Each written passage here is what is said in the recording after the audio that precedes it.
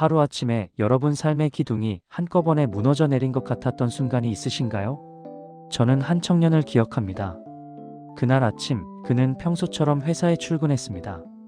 엘리베이터를 타고 올라가면서 핸드폰으로 오늘 처리해야 할 업무 목록을 확인했습니다. 그런데 사무실에 도착하자마자 팀장이 조용히 그를 회의실로 불렀습니다. 미안하지만 구조조정 대상자 명단에 내 이름이 들어갔어. 그 한마디였습니다. 3년을 밤낮 없이 일했습니다. 주말도 반납했고 가족과의 시간도 포기했습니다. 교회 예배도 제대로 못 나갔습니다. 이 프로젝트만 끝나면 승진하면 그때 신앙생활 제대로 하겠습니다 라고 하나님께 약속했습니다.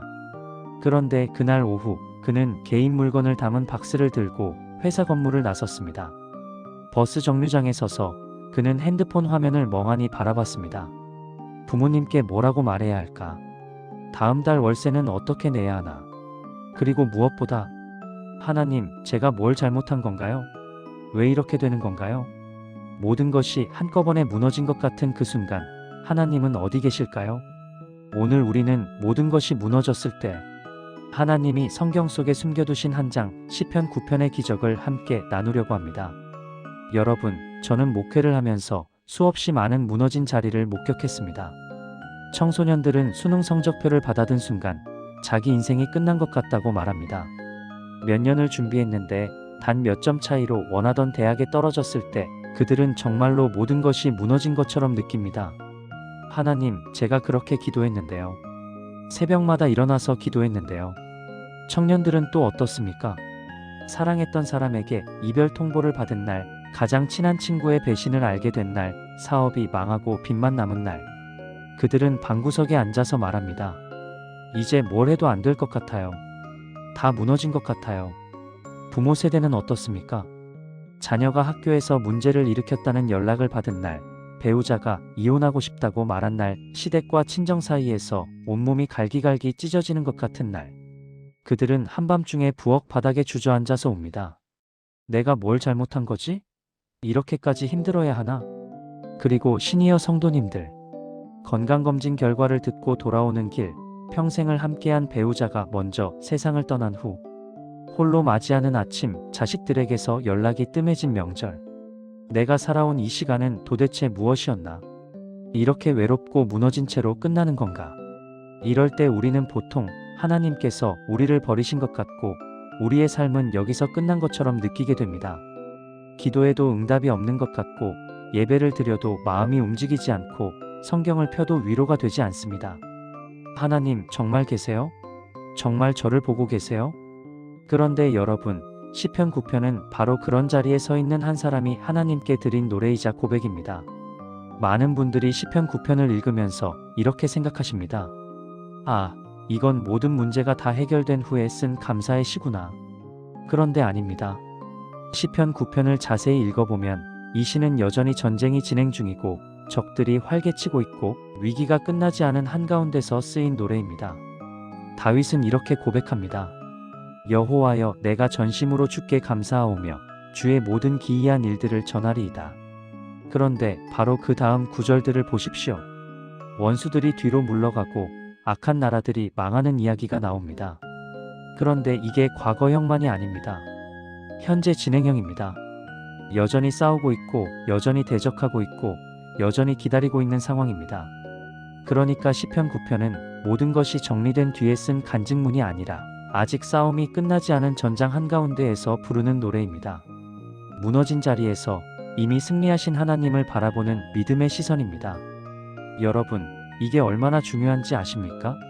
우리는 보통 이렇게 생각합니다. 문제가 해결되면 감사하겠습니다.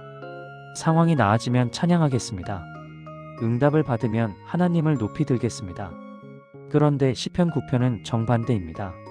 상황이 회복된 후가 아니라 아직도 문제와 적들이 존재하는 현실 속에서 감사와 찬양을 선택한 것입니다. 지금 이 순간 감사할 것 하나도 없어 보이는 날을 보내고 계신 분이 계십니까? 기도 제목은 수십 개인데 응답은 하나도 없는 것 같은 날을 살고 계십니까? 바로 그날 우리가 시편 9편의 하나님을 바라보며 내뱉는 한 줄의 감사가 얼마나 기적인지 아십니까? 하나님, 오늘도 숨 쉴 수 있어서 감사합니다. 하나님, 아직 포기하지 않게 붙들어 주셔서 감사합니다. 하나님, 이 무너진 자리에서도 당신을 부를 수 있어서 감사합니다.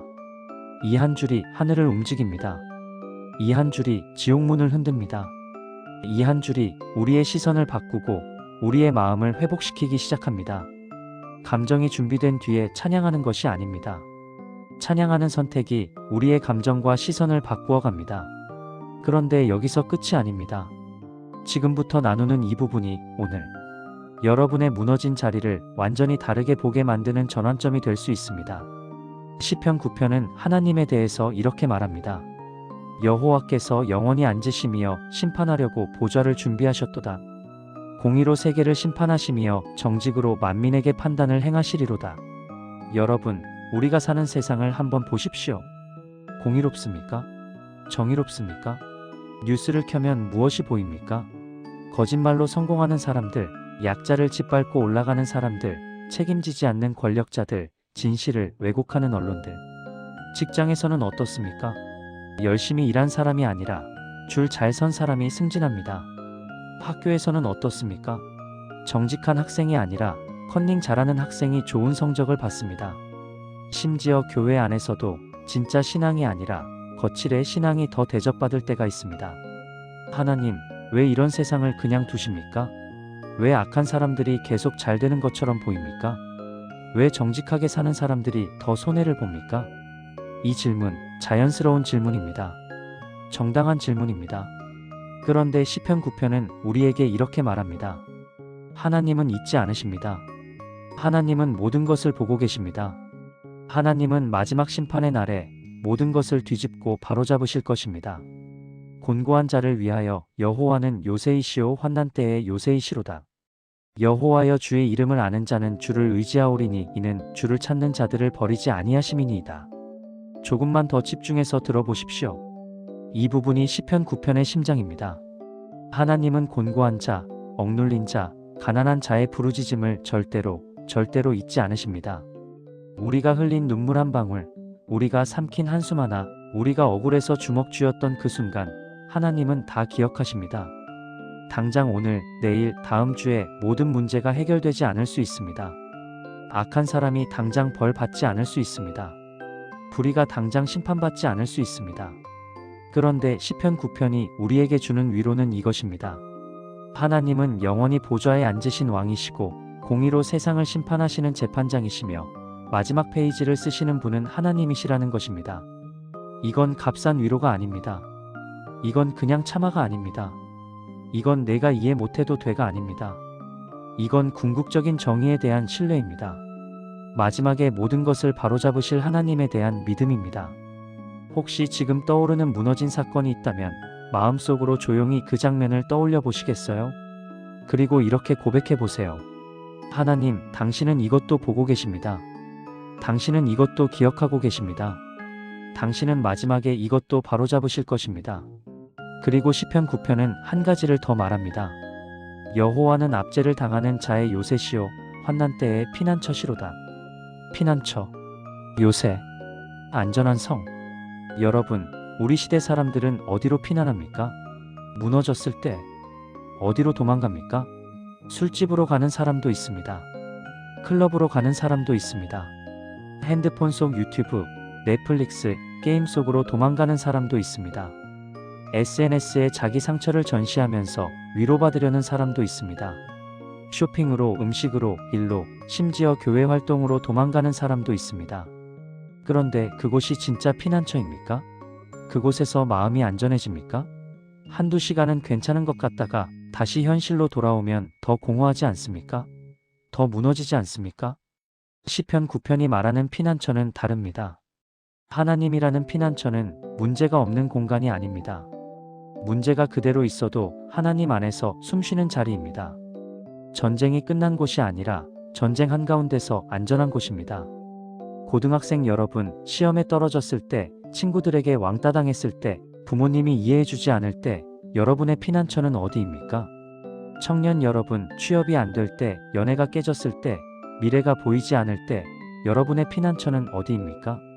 직장인 여러분, 해고 통보를 받았을 때, 부당한 대우를 받았을 때, 더 이상 버틸 수 없을 것 같을 때, 여러분의 피난처는 어디입니까? 부모님 세대 여러분, 자녀 문제로 가슴이 무너질 때, 부부 관계가 파탄 직전일 때, 경제적으로 막막할 때, 여러분의 피난처는 어디입니까? 시니어 성도님들, 건강이 무너질 때, 외로움이 몰려올 때, 삶의 의미를 잃어버린 것 같을 때, 여러분의 피난처는 어디입니까? 시편 9편은 말합니다. 여호와를 찾는 자들을 버리지 아니하심이니이다. 만약 이 말씀이 여러분의 무너진 마음 한 구석을 어루만지고 있다면 더 많은 지친 성도들에게도 이 위로와 도전이 전해질 수 있도록 좋아요와 구독, 알림 설정으로 함께 이 사역에 동참해 주시면 감사하겠습니다. 그렇다면 우리는 구체적으로 무엇을 해야 할까요? 모든 것이 무너졌을 때 우리가 취할 수 있는 선택은 무엇일까요? 첫째, 감정을 숨기지 말고 하나님께 가져가십시오. 시편 9편을 보면 다윗은 자기 감정을 숨기지 않습니다. 원수에 대한 분노, 불의에 대한 억울함, 자신의 곤고함을 솔직하게 고백합니다. 여러분, 하나님 앞에서 착한 척하지 마십시오. 무너진 감정, 분노, 두려움, 수치심을 있는 그대로 하나님께 토해내십시오. 하나님, 저 정말 화가 납니다. 하나님, 저 정말 무섭습니다. 하나님, 저 정말 원망스럽습니다. 이렇게 시작하는 기도가 잘못된 기도가 아닙니다. 이게 진짜 기도입니다. 이게 관계입니다. 둘째, 작은 감사 한 줄부터 회복하십시오. 고등학생이라면 하나님, 시험은 망쳤지만 저를 위로해준 친구 한 명 주셔서 감사합니다. 청년이라면 하나님, 취업은 안 됐지만 오늘도 포기하지 않게 하셔서 감사합니다.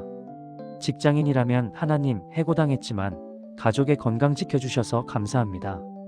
부모라면 하나님, 자녀 문제로 힘들지만 아직 대화할 수 있어서 감사합니다. 시니어라면 하나님, 외롭지만 오늘도 당신을 부를 수 있어서 감사합니다. 상황이 다 바뀐 뒤가 아니라 오늘 가장 작은 한 가지라도 붙잡아 감사하십시오. 셋째, 피난처를 잘못 찾던 습관을 내려놓으십시오.